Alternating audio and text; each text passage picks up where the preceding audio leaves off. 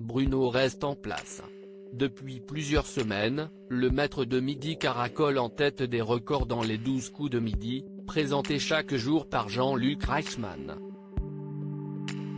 Après avoir battu le record de participation, avec plus de 200 victoires enregistrées, voilà que le candidat le 19 août dernier, décrochait une 8e étoile mystère, s'offrant ainsi un nouveau record.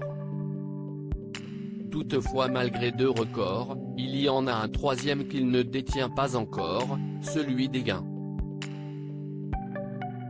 Avec une cagnotte de 901 000 €, il est toujours 2e derrière Eric et ses 921 316 €.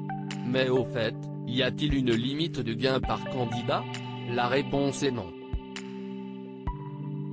Comme l'a confirmé la production des 12 coups de midi à Téléstar, le jeu présenté par Jean-Luc Reichmann ne possède pas de limite en matière de participation, ni même pour les gains remportés par les candidats.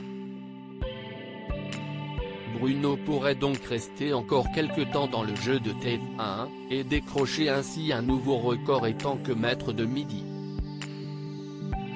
Il faut dire que la règle de la limite dans les jeux télévisés est désormais plutôt rare, voire complètement abolie, tandis que Question pour un champion, qui limitait ses candidats à 5 victoires à la suite, vient de revoir sa formule et permettre des victoires illimitées. À une exception près, les candidats des jeux télé trop cajolais. La différence avec les autres jeux, si est que souvent dans les autres jeux on privilégie, on sécurise, on cajole un peu le champion pour qu'il puisse rester très longtemps, précise ainsi Samuel Etienne, invité d'Europe 1 vendredi 20 août, qui ne compte pas pratiquer le favoritisme envers les champions à l'inverse de d'autres jeux.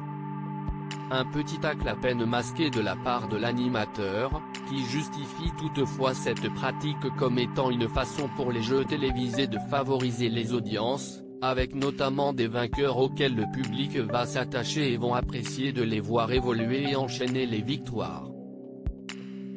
Mais va entraîner aussi des critiques et accusations de triche.